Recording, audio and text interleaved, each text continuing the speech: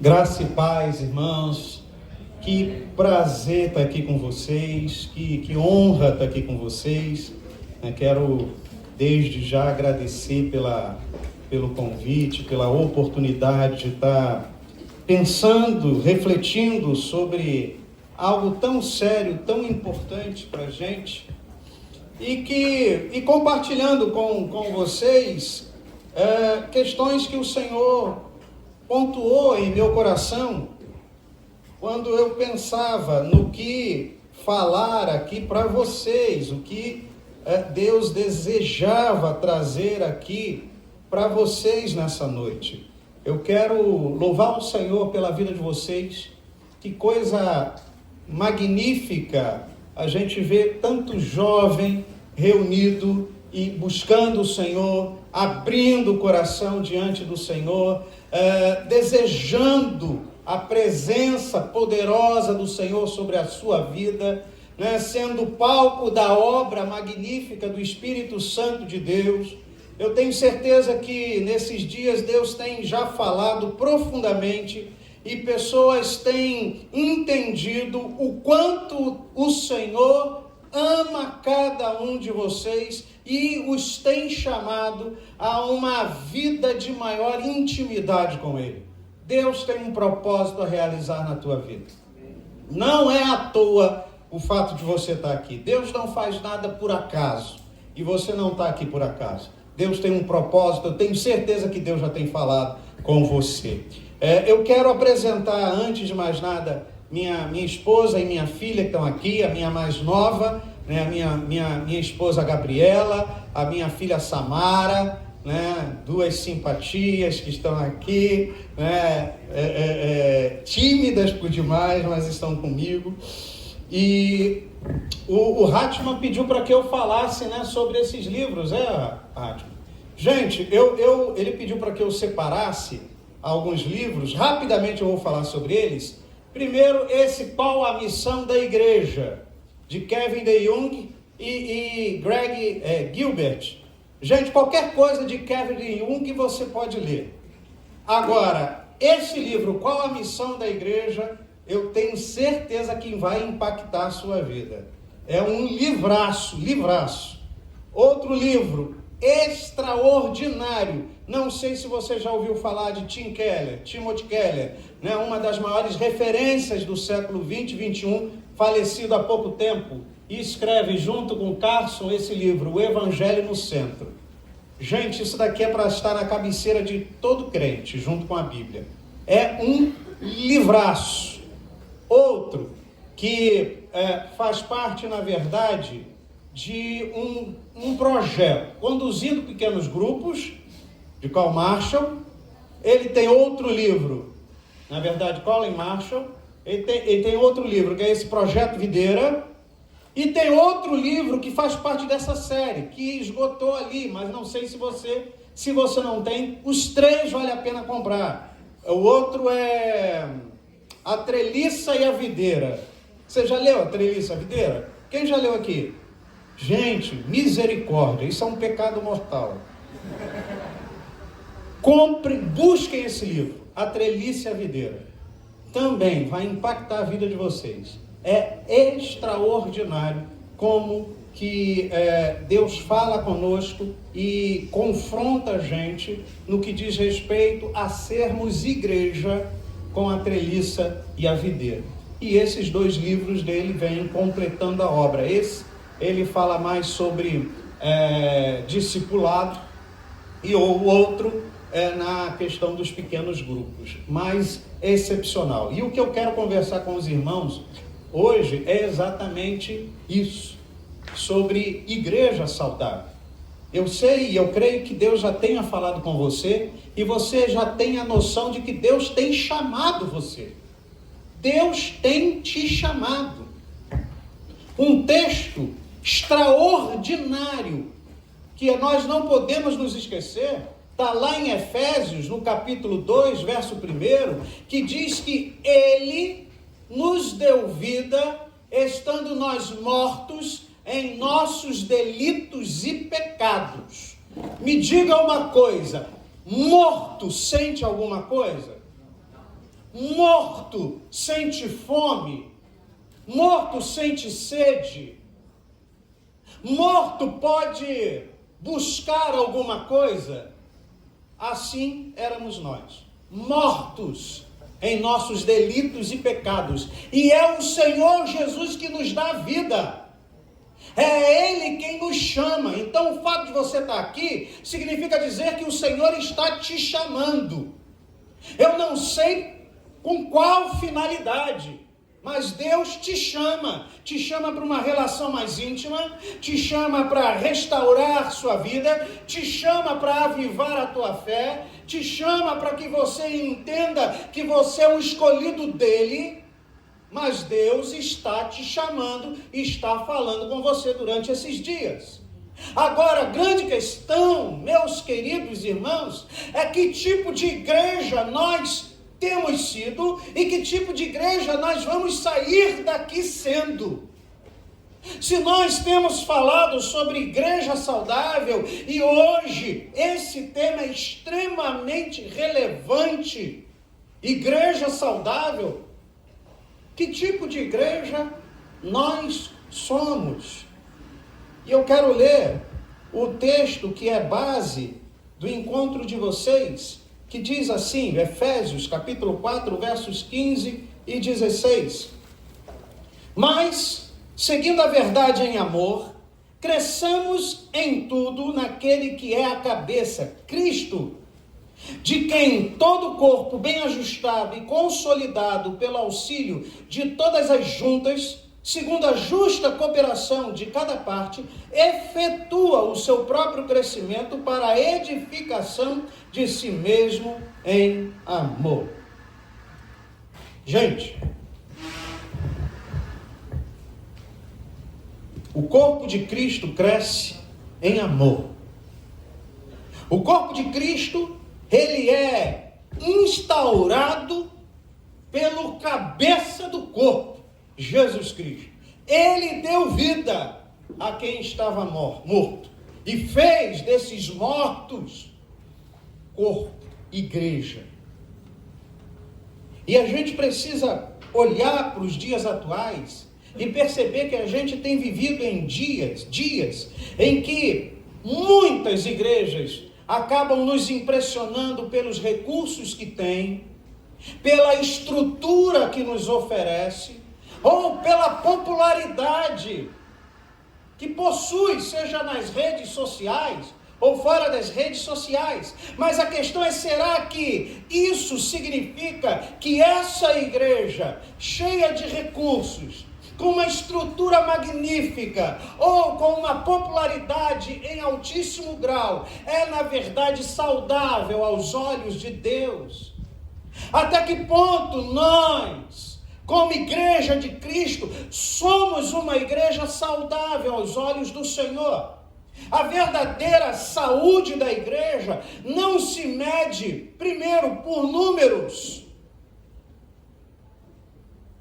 A verdadeira saúde de uma igreja não se mede pelo sucesso humano que ela possa oferecer. O problema é que nós temos uma mentalidade tão materialista e humanista que geralmente medimos as coisas pelo tamanho. Medimos o sucesso de uma igreja pela quantidade de pessoas que se reúnem nela. E isso não significa dizer que a igreja seja saudável. Entenda bem isso, gente. Hoje eu não vim aqui trazer uma palavra de conforto, mas eu vim aqui trazer uma palavra de confrontação a vocês. E eu espero que vocês sejam,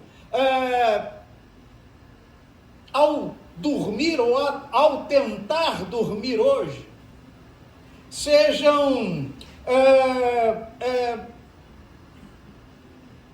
intimidados de alguma forma, tocados de alguma forma, mexidos de alguma forma pela ação do Espírito Santo de Deus na vida, no coração e na mente de vocês. Há um autor, não sei se você conhece, Mark Dever, que tem uma série de estudos chamado de 9 marcas. As 9 marcas. E ali você tem as 9 marcas da igreja saudável. Fazendo um resumo, essas seriam para Mark Dever e para a equipe deles, né, para a equipe dele, as 9 marcas de uma igreja saudável. Para ele, uma igreja saudável tem que possuir todas essas características. Uma pregação e ensino da palavra de Deus centrada no Evangelho. Eu não vou falar sobre cada um desses, claro. A gente vai falar sobre outras coisas, mas eu fiz questão de trazer para que vocês percebam que existem características que não podem faltar a uma igreja saudável. E talvez a principal aqui é uma pregação que tenha o Evangelho no centro, uma pregação cristocêntrica e uma leitura da Bíblia histórico-redentiva. Quando a gente fala de trazer o Evangelho no centro, a gente não está falando de falar sobre a história da encarnação de Jesus. O Evangelho não é apenas a história da encarnação de Jesus. O Evangelho é uma má notícia seguida de uma boa notícia. Amém, gente? O Evangelho é a má notícia de que você estava morto em seus delitos e pecados. Por isso, incidia sobre você a ira de Deus. Mas a boa notícia é que Jesus morreu por você, para que você tivesse vida, mesmo estando morto, e ao derramar o seu sangue na cruz do Calvário, Ele acabou nos justificando. Pela graça, fomos alcançados por esse amor indizível em Cristo. E por essa graça, fomos feitos igreja. Mas o Evangelho não se encontra apenas nesse trecho das Escrituras. O Evangelho tem pelo menos 5 capítulos. E esses 5 capítulos estão contidos em toda a Escritura. O Evangelho fala sobre a criação. Deus criou o mundo para que o mundo fosse palco do seu amor. Deus criou o mundo para que você pudesse conhecê-lo e se relacionar com ele. Deus criou o mundo para que você tivesse intimidade com ele, mas o 2º capítulo nos mostra que houve uma queda. Criação e queda, nós conhecemos bem a respeito disso, e por conta da queda, toda a sociedade, todo mundo foi completamente destruído. As relações fundamentais do ser humano foram destroçadas. A relação do homem com Deus, a relação do homem consigo, a relação do homem com o outro e a relação do homem com a natureza criada. Por isso, nós vivemos hoje no ápice, talvez, da destruição dessas relações. Principalmente no que diz respeito da relação do homem consigo. Você já viu como tem crescido a quantidade de pessoas ansiosas, deprimidas e emocionalmente afetadas? Isso faz parte da queda. A queda destruiu absolutamente tudo. Mas tem o 3º capítulo, e é a redenção em Cristo Jesus. Jesus encarnou, viveu, morreu, mas ressuscitou por mim e por você. O 4º capítulo do Evangelho fala sobre a renovação que nos é oferecida em Cristo. Pela graça, o Senhor nos torna novas criaturas e nos faz a sua igreja, o corpo de Cristo. E o último capítulo, estamos talvez prestes a vivenciá-lo, a restauração plena, quando Cristo voltar e restaurar todas as coisas. Quem sabe a nossa geração não será a geração que terá essa grande experiência da volta de Cristo. Glória a Deus, glória a Deus.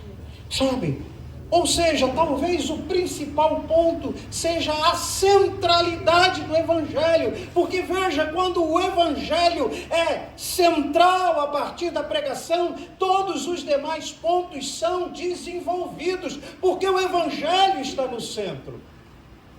Mas, meus irmãos, o problema é que o Evangelho tem sido tirado do centro da igreja e do centro das nossas vidas.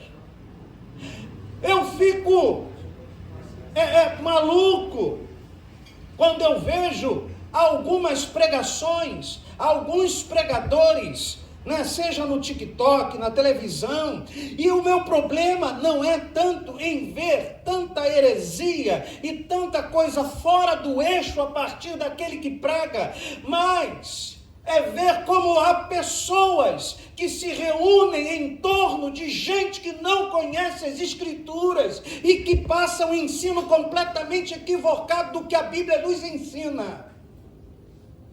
Gente que, como foi falado aqui, citado lá em 2 Timóteo, no capítulo 4, as últimas palavras de Paulo, vejam as últimas palavras de Paulo.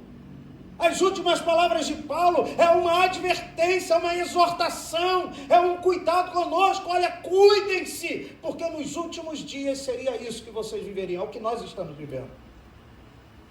Bom, segundo Efésios aqui, capítulo 4, e eu vou tentar me segurar aqui dentro do texto, mas segundo Efésios capítulo 4, versos 15 e 16, uma igreja saudável é aquela que cresce em verdade, amor e unida sobre a liderança de Cristo. Verdade, amor e unida sobre a liderança de Cristo. Verdade. Irmãos, você já ouviu falar sobre Billy Graham? Quem já ouviu falar sobre Billy Graham? Levanta a mão, só para eu ter uma noção. Beleza. Pode baixar. Agora, quem já ouviu falar sobre Martin Lloyd Jones? Menos. Eu imaginava. Billy Graham, você sabe quem foi? Um homem, sem dúvida alguma, de Deus. Um homem que evangelizou multidões. Mas, num determinado momento, ele convida Martin Lloyd Jones, um pregador congregacional, pastor da capela de Westminster durante alguns anos, e o convida para ser um dos pregadores de um desses eventos desenvolvidos por Billy Graham. E Martin Lloyd Jones vira para Billy Graham e diz: olha, tudo bem, eu aceito, mas eu faço duas exigências. Primeiro, que você não faça aqueles apelos emocionais que você faz, porque eu não creio neles. Eu acho que muita gente é envolvida emocionalmente, vai à frente, mas depois acaba não vivendo o evangelho de fato e acaba se afastando. Não vou entrar no mérito dessa questão. Mas o segundo, eu não vou participar do evento se você convidar alguns pastores liberais como você tem feito. Billy Graham, misericórdia. Mas aí Billy Graham virou para ele e falou: mas Lloyd Jones, esses pregadores que eu estou convidando, muitas das vezes são os únicos que ajudam a minha causa da pregação do evangelho. No que vira então Martin Lloyd Jones e diz para Billy Graham: Billy Graham, a questão é que a verdade não pode ser negociada e nem relativizada. Billy Graham, quem diria? Se Billy Graham recebe uma chamada como essa, quem somos nós para não receber? Verdade, gente. Parece que nós temos desacostumado da verdade. Aliás, nós estamos vivendo no período chamado, conhecido como período pós-verdade. A verdade é aquela que você quer. É aquela que você diz. Por exemplo, eu me sinto um homem de 1,90 m. A verdade é aquela que você diz, é aquela que você acha que é.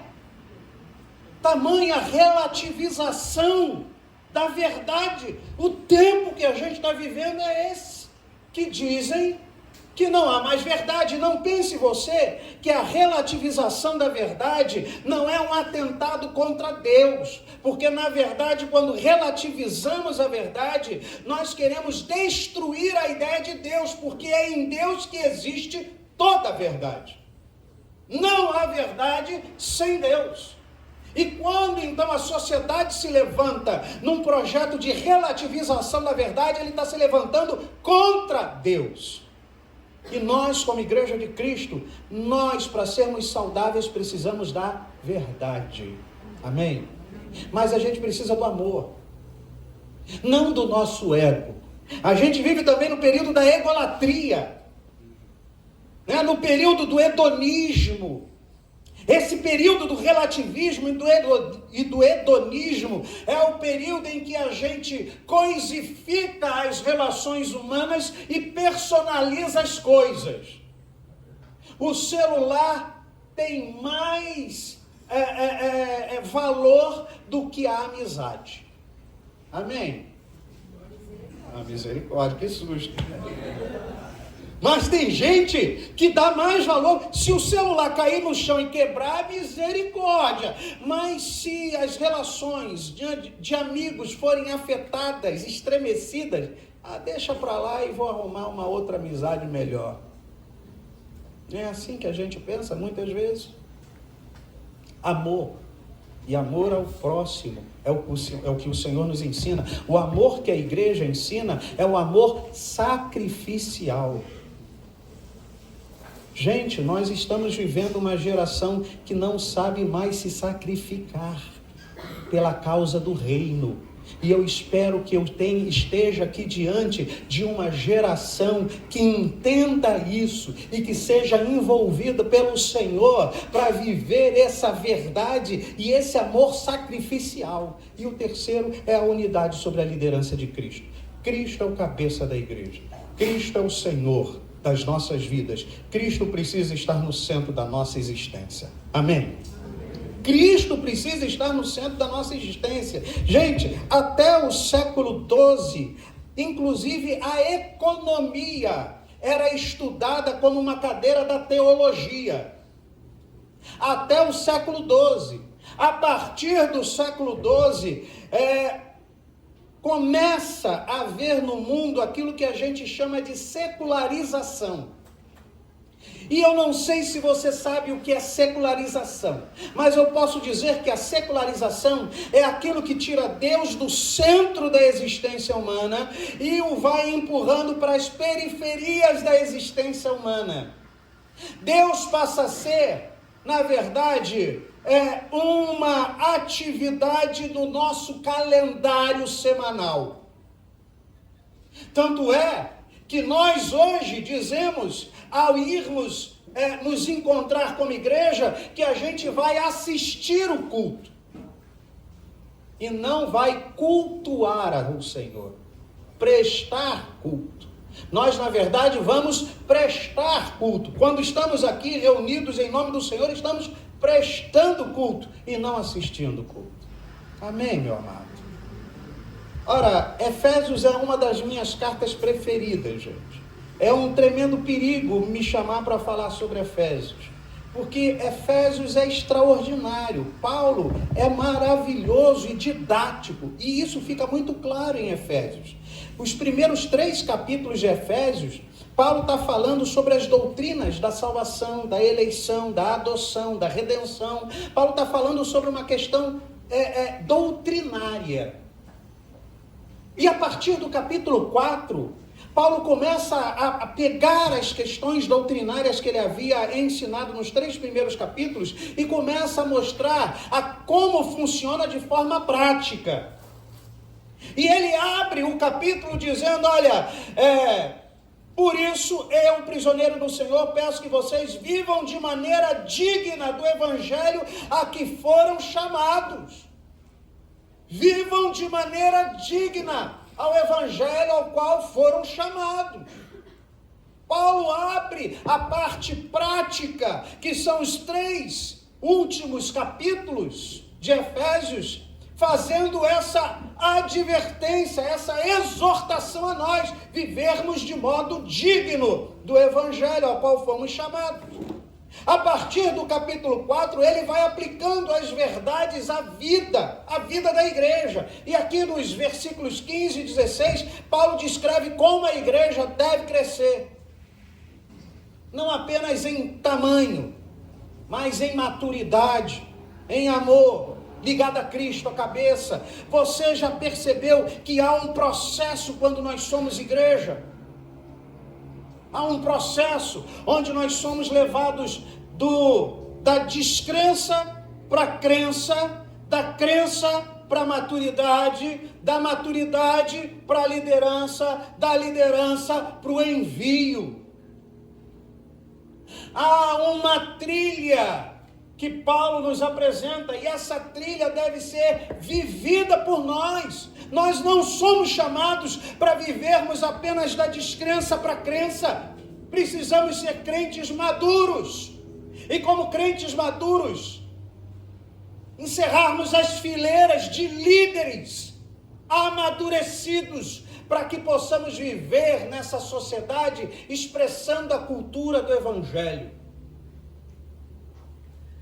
Gente, por que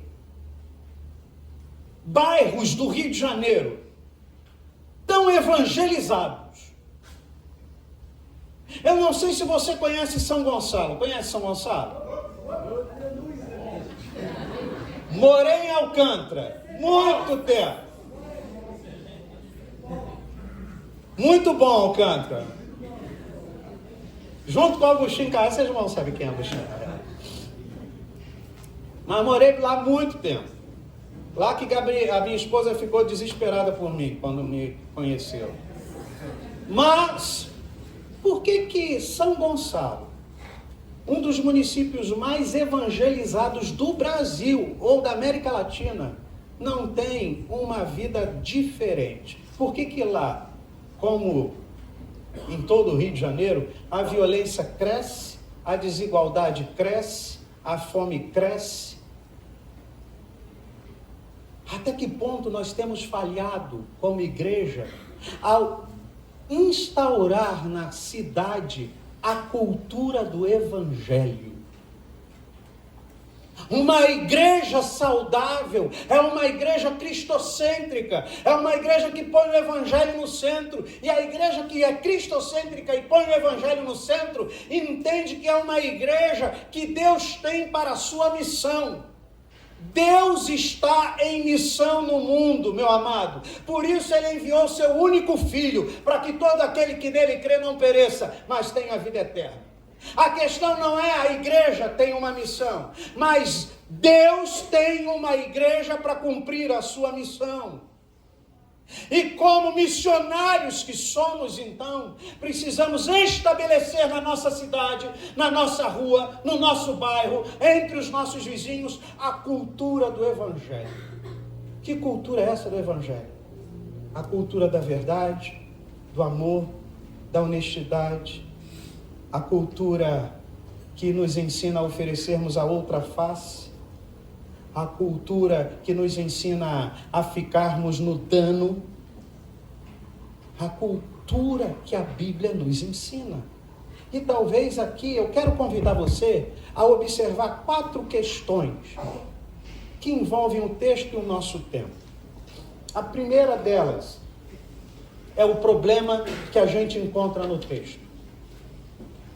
Quando a gente olha o texto, nós somos desafiados a achar um problema no texto. O que aquele texto está querendo falar para a gente? E o texto está nos mostrando que há imaturidade e instabilidade que podem existir numa igreja cristã.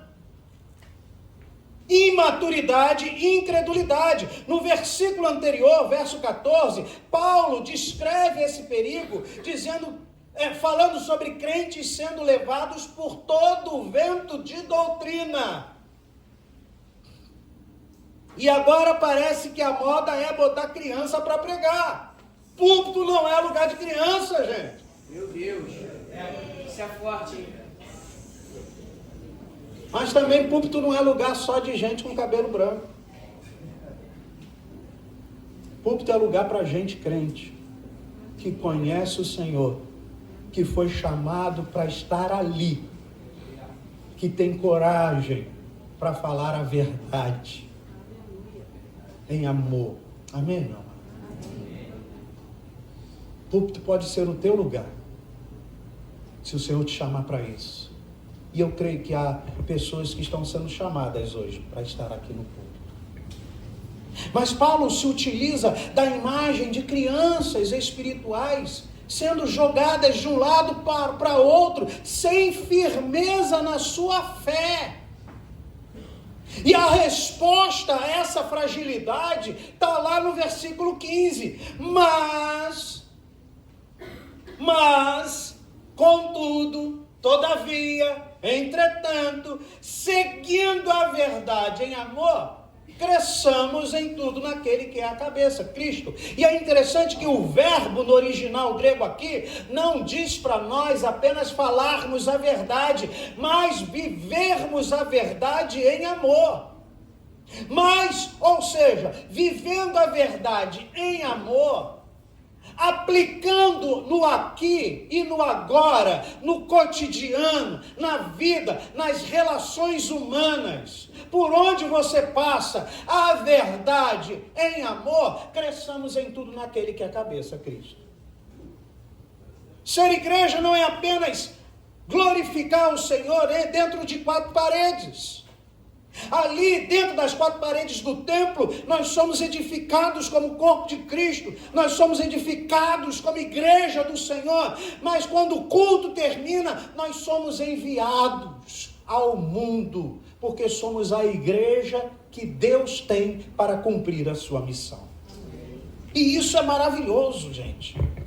John Stott, um teólogo fantástico do século XX, morreu também no início aí do século XXI, ele diz o seguinte, ou melhor, no final do século XX, a maturidade cristã não é medida por dons espetaculares ou experiências místicas, mas pela doutrina verdadeira, pelo amor genuíno e pelo serviço prático do corpo de Cristo. Há uma história de uma irmã, vou ter que contar, de uma irmã, não era lá da igreja não, já vou me antecipando. Uma irmã, por favor gente, eu creio em profecia, tá? Creio na contemporaneidade dos dons, eu creio nisso.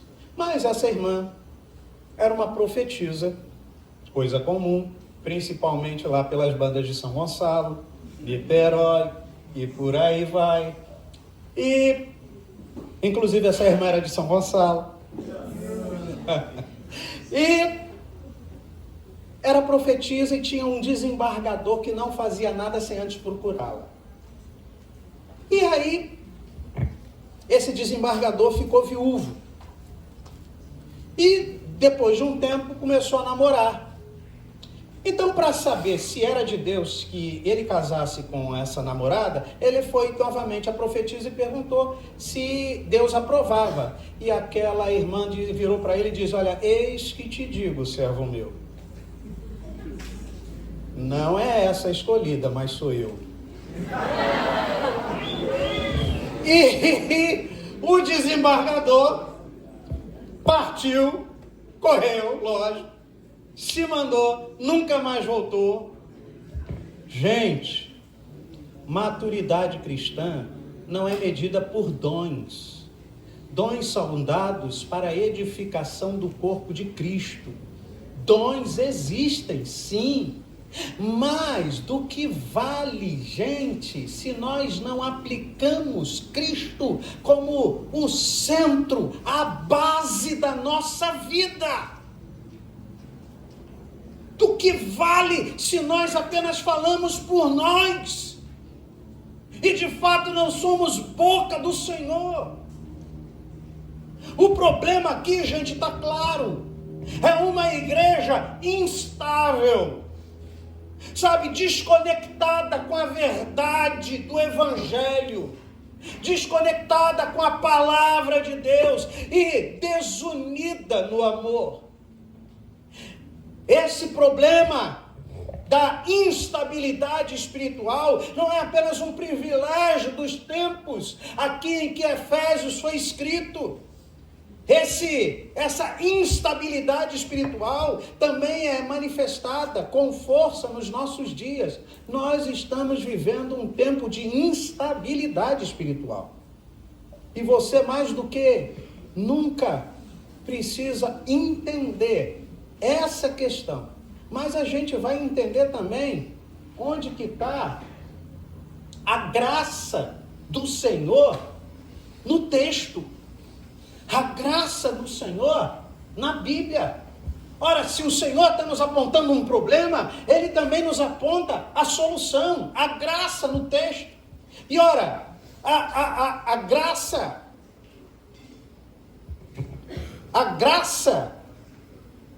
no mundo hoje, que na verdade está errado ali, misericórdia, hein? Não, está certo. Não, está errado. Aqui. A graça hoje. A graça é alcançada num mundo fragmentado, num mundo individualista e num mundo superficial. Você consegue enxergar a sociedade assim? Fragmentada, individualista e superficial? Você consegue perceber que a gente está vivendo num mundo com essas características? Hoje a gente vê uma igreja que enfatiza o amor, mas relativiza a verdade. Outras se agarram às doutrinas, mas não possuem misericórdia, não têm compaixão. Em ambos os casos, as distorções acabam adoecendo o corpo de Cristo. Além disso, a gente vive num mundo profundamente, totalmente individualista. O conceito do corpo unido de Cristo tem sido ignorado. Muitos frequentam igrejas, não como discípulos de Jesus, mas como um cliente consumista. Nesse tempo de consumo, as nossas igrejas, e eu desejo em Cristo que aqui não tenha nenhum cliente consumista, mas as nossas igrejas estão cheias de clientes consumistas. E o problema é que o cliente consumista acha que tem razão. O cliente sempre tem razão. O cliente consumista entra no templo para consumir uma boa palavra que, de preferência, lhe satisfaça o ego. Meus queridos, minhas lindas, já ouviu isso? Sangue de Faraó. O cliente consumista, ele é aquele que procura a igreja mais confortável, que tenha a melhor equipe de louvor, que tenha aquilo que tiver de melhor e, se possível, tiver uma cafeteria com cappuccino, melhor ainda. Nós estamos cheios de clientes consumistas e não de discípulos de Jesus. O cliente consumista faz aquilo que quer. O discípulo de Jesus faz o quê? Faz o que o Senhor manda. Amém, meu amado? Martin Lloyd Jones, sobre isso, diz o seguinte: olha, a principal tragédia da igreja moderna é que ela tenta ser relevante ao mundo, abandonando a verdade que a torna distinta no mundo. Igrejas saudáveis são raras hoje, porque a fidelidade à verdade, a fidelidade ao evangelho e a disposição de amar sacrificialmente são cada vez mais escassas. Nós queremos amar, e geralmente amamos quem nos elogia, quem nos confronta, a gente joga de lado. Ou se as pessoas se esbarram em nós e, cara, me perdoe pelo cara, mas relações humanas sempre vão envolver esbarrões, arranhões e por aí vai. O que a gente não pode é abrir mão das relações humanas, né, com o viés em Cristo, porque houve arranhão, porque houve o esbarrão. Nós somos chamados a viver nesse mundo de forma sacrificial. É duro? É. É duro? É. É difícil? É. Mas isso é o Evangelho.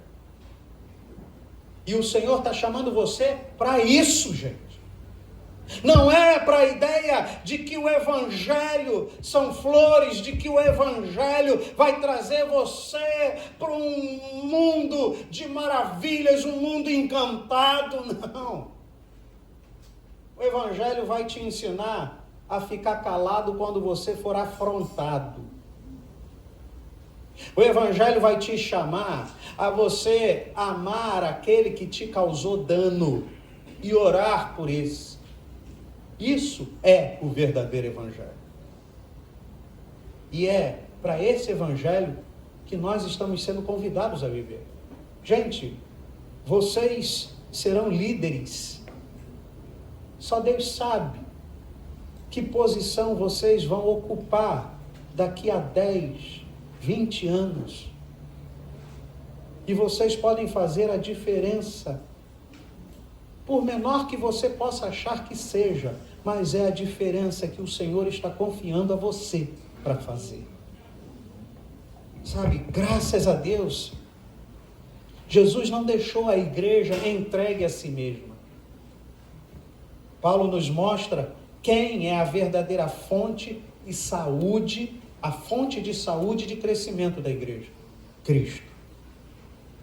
Tudo que não for Cristo, tudo que não estiver centrado no seu Evangelho, não presta para a nossa vida e para a igreja. Amém, meu amor? Tudo. Então, seja seletivo quando você ouvir uma pregação. Não quer dizer que você seja desrespeitoso, não.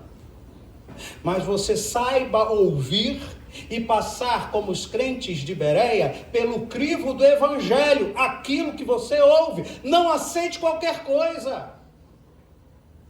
E não faça qualquer coisa, porque você é um discípulo de Jesus. Mas, há um outro ponto que eu quero pensar, a graça de Deus, aqui na Bíblia. A graça de Deus na Bíblia. E a graça de Deus na Bíblia passa por essas questões. Cristo como cabeça, o cabeça viva da igreja, cabeça vivo da igreja. E diante de tantos desafios, Paulo nos aponta, não nos aponta para programas, não nos aponta para estratégias, não nos aponta para lideranças carismáticas, não nos aponta para estruturas, mas ele aponta para Cristo. Veja o verso 16. De quem todo o corpo efetua o seu próprio aumento. De quem todo o corpo. Em outra tradução, de quem todo o corpo bem ajustado e consolidado pelo auxílio de todas as juntas, segundo a justa cooperação de cada parte, efetua o seu próprio crescimento para a edificação de si mesmo. Em amor. Cristo é a fonte do crescimento, cabeça da igreja e aquele que distribui dons, aquele que edifica a igreja, aquele que envia a igreja, aquele que trabalha na igreja, aquele que chama, aquele que consolida. A obra extraordinária de Cristo continua sendo executada em nossas vidas pela ação do Espírito Santo de Deus. Uma igreja saudável é aquela que vive na dependência de Cristo. Só que, irmãos, a gente está sendo todo momento ensinado a viver na dependência da nossa força, na dependência da nossa intelectualidade, na dependência do nosso conhecimento bíblico, doutrinário e teológico, sabe, na dependência da nossa história. E nós somos convidados a viver na dependência total de Cristo. Cristo é o Senhor da nossa vida. Aquilo que Ele manda, aquilo que Ele ordena, aquilo que Ele ensina, é aquilo que a gente vai fazer. Está ouvindo? Sobre isso, comenta o seguinte: Cristo é a fonte, é a única fonte de vida para a igreja. E todos os dons e funções nela são inúteis se não estiverem sujeitas à cabeça, Cristo. O crescimento do corpo, gente, vem de cima para baixo e não de dentro para fora. O crescimento da igreja é dado pelo Senhor, não brota do nosso conhecimento, da nossa capacidade, da nossa expertise, da nossa força. Por isso que Paulo, ao concluir Efésios, no capítulo 6, ele começa a sua conclusão no capítulo 6, verso 10, dizendo: portanto, diante de todos os seus ensinamentos, ele abre lá no verso 10, portanto, sede fortalecidos no Senhor e na força do seu poder. O fortalecimento não vem de dentro, não vem do nosso conhecimento bíblico, doutrinário, teológico, mas vem do trono da graça e da glória do Senhor. Assim como a edificação da igreja vem de cima, vem de Deus. Deus está edificando a sua igreja. Ora, e é a graça de Deus operando no meio de Cristo, no meio, sabe, do corpo de Cristo, e capacitando cada membro do corpo de Cristo que edifica a igreja. A graça de Deus opera sobre nós. A graça de Deus nos deu vida quando nós estávamos mortos e continua operando na nossa vida, agora nos edificando, nos capacitando, nos enviando, nos tornando maduros, nos tornando líderes e nos enviando como missionários num mundo hostil. Essa graça é que nos está fazendo isso. Mas, para encerrar, a graça de Deus para hoje, e a graça de Deus para hoje passa por essas palavras. Essa mesma graça ainda está viva hoje. O Espírito Santo de Deus continua ajustando o corpo de Cristo, consolidando as juntas e fortalecendo cada parte do corpo, para que esse corpo coopere para o louvor da glória de Deus. Sabe, em lugares como Irã, como China, como o norte da África, igrejas têm crescido em meio à perseguição, não por estratégias humanas, não por estruturas que possam ter, mas porque cada membro do corpo entende que tem um papel vital para esse corpo. Mesmo escondidos, mesmo sem reconhecimento, mas entendem que tem um papel importante a cumprir, um papel vital no corpo. Meu querido irmão, minha irmã, talvez você esteja aqui nesses dias para entender que você está sendo convocado para ter um papel vital no corpo de Cristo, ainda que você não seja reconhecido. Nós, discípulos de Cristo, não queremos reconhecimento, mas nós queremos a glorificação do nome do Senhor. Por isso, meu amado, o Senhor te convoca, não a ter reconhecimento, mas a sofrer por Ele, amar como Ele amou, viver como Ele viveu, viver para a glória dEle.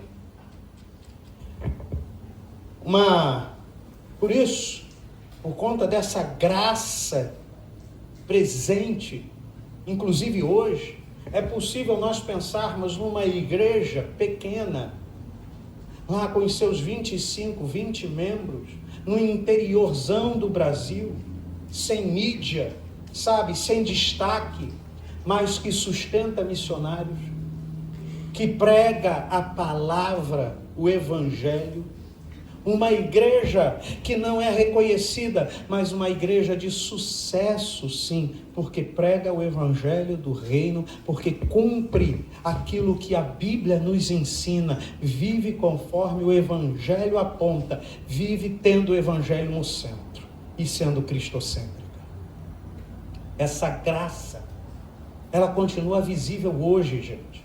Um povo comum, com dons os mais variados, unidos em amor e unidos em dependência de Cristo, edificando uns aos outros para a glória de Deus. Não é o que vocês estão vivendo aqui. A graça de Deus está presente aqui, nesse lugar e sobre as nossas vidas. E Deus tem atuado dessa forma em nossas vidas. Por isso eu encerro fazendo uma pequena aplicação. 4 pontos rápidos. Primeiro, meu querido irmão, minha irmã, cresça em maturidade espiritual. Você está crescendo em tudo para ser mais parecido com Cristo? Ou você tem buscado crescimento para ser reconhecido? Cresça em maturidade espiritual. Quem busca reconhecimento não está experimentando a maturidade espiritual. Ou você ainda tem se contentado com uma fé infantil? Cristo está voltando, é tempo de você ser maduro e entender que Ele te chama para um relacionamento maduro e de intimidade com Ele. Segundo, ser uma igreja que una verdade e amor. Evite os extremos. Doutrina sem amor endurece, mas amor sem verdade engana. Una verdade e amor. Terceiro, valorize e sirva no corpo de Cristo local, na igreja local. Você tem um papel a desempenhar, você tem dons que o Senhor lhe deu, a fim de que a igreja seja edificada. Você tem talentos que precisa colocar a serviço do Senhor. Quando você não serve, o corpo sofre. E por último, persevere. Mesmo sem visibilidade, persevere. Você não precisa que outros acreditem em você, você não precisa que outros vejam você, porque Cristo, o Senhor da igreja, te vê. Ele sabe quem você é, Ele conhece o teu valor, Ele morreu por você e Ele deu vida a você. Ele derramou a graça extraordinária sobre a sua vida. Portanto, meu querido, deixa eu fazer uma pergunta a você. Que tipo de igreja você vai sair daqui? Que tipo de igreja que a gente quer ser? A igreja, quando a gente sai, quando vocês saírem daqui, tudo vai voltar ao normal e vocês vão continuar. Talvez com uma fé infantil, talvez buscando visibilidade, talvez não entendendo o que é verdade, o que é amor, o que é ser unido em Cristo, ou de fato você quer alcançar a sua geração. Eu, meu amado, alcancei a minha geração, muito mal consigo alcançar a geração de vocês, agora vocês são chamados para alcançar a geração de vocês. Por isso o texto bíblico fala, não me lembro se foi Davi, tendo servido a sua geração, morreu. Eu sirvo a minha geração, da década de 90. Mais ou menos. Mas vocês são convidados a servir a geração de vocês. Mas mais uma pergunta. Que tipo de igreja a geração de vocês vai marcar? O que vocês desejam? Vocês estão vivendo os últimos minutos. Eu não sei se você sabe, mas está programado a acontecer nos próximos meses aquilo que está sendo chamado de a proposta ou a negociação do milênio. Você já ouviu isso? A negociação do milênio. Trump dá para se encontrar com lideranças de Israel e do mundo muçulmano, em busca de uma paz. E tudo indica, leva a crer que essa paz será estabelecida. Precisa haver paz ali para que o terceiro templo seja erguido. Quando o terceiro templo, que já tem tudo pronto, for erguido, meu irmão, começa a tirar a cera do ouvido para você ouvir as trombetas soando, porque Jesus está voltando. Que geração como a sua geração quer marcar a história da igreja? Você está tendo o privilégio de viver tempos extraordinários em que nós estamos vendo as profecias se cumprindo de uma forma extraordinária. Eu nunca pensei na minha adolescência, faz pouco tempo, nunca pensei na minha adolescência que eu fosse experimentar isso. Quando se pregava que Jesus estava voltando, a gente pensava coisa para 200, 300, 400 anos. Isso breve. Mas, gente, eu mal fiz 50. Nem avô eu sou ainda. Tinha tanta vontade de ser avô. Mas Maranata, ora vem, Senhor Jesus. Amém, meu amado. Que você faça parte de uma igreja que impacte esse mundo corrompido. Uma igreja que vai impactar onde você serve ao Senhor, na sua rua, sabe, entre os seus amigos, entre os seus vizinhos, que você seja essa igreja. Amém, meu amado? Feche seus olhos. Curva aí a sua fronte. Consagre-se ao Senhor. Eu não sei como você tem vivido a sua fé, ou se você tem entendido que Deus tem chamado você. Mas Deus tem te chamado também a não viver qualquer fé, qualquer tipo de fé, mas uma fé genuína para ser uma igreja saudável. Senhor, nós nos apresentamos mais uma vez nessa noite, Pai, e te pedimos perdão pelas nossas falhas, pelos nossos pecados, Senhor. Nos apresentamos ao Senhor, ó Deus, desejosos de sermos discípulos maduros do Senhor. Nós desejamos que de fato o Senhor olhe para nós e ache uma igreja pronta a cumprir a missão, a tua missão. Senhor, eis aqui a nossa vida, Pai. Vem, pedimos ao Senhor consertar as nossas veredas, Pai.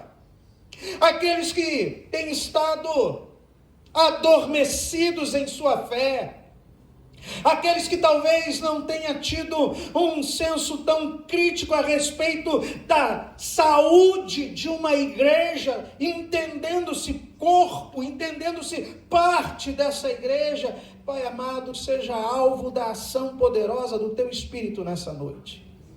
Em nome de Jesus, Deus, sopra o Teu Santo Espírito sobre as nossas vidas, tirando de nós as impurezas, tirando de nós o que precisa ser removido, Pai, e trazendo sobre nós santidade para o louvor da Tua glória. Eu peço, Senhor, que aqui neste lugar tenham líderes, homens e mulheres cheios do Teu Espírito, cheios de unção e autoridade para impactar a cidade onde estão, para gerarem uma cultura do Evangelho em suas ruas, por onde quer que caminhem, Pai. Ah, Deus, envia-nos como Teus discípulos, Senhor, crendo que ao abrirmos os nossos lábios, o Senhor encherá os nossos lábios com a palavra certa, na hora certa. O Senhor nos manda a pregarmos a tempo e fora de tempo, sendo oportunos ou não. Mas para isso, Senhor, ajuda-nos a sermos igrejas saudáveis.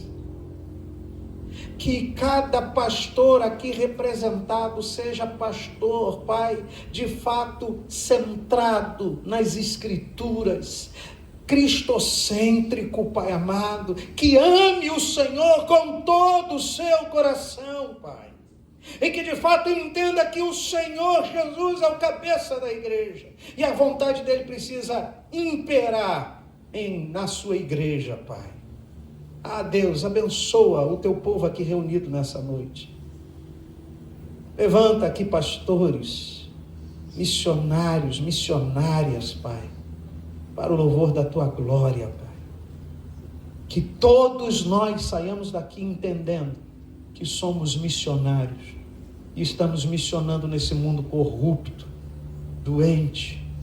Portanto, Pai amado, que os outros possam ver o Senhor Jesus em nossa vida e através da nossa forma, Pai, de nos relacionarmos com esse mundo.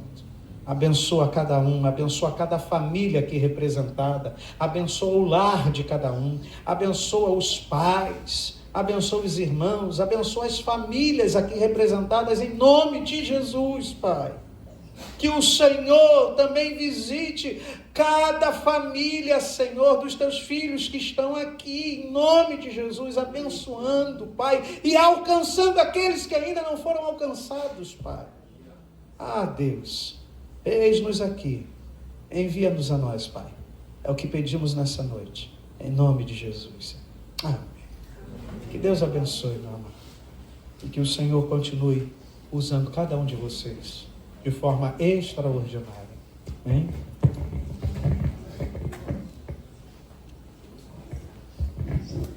Amém, pastor. Amém. Estou até arrepiado aqui. Agora de frio, mas garanto que durante a palavra foi da palavra, certo?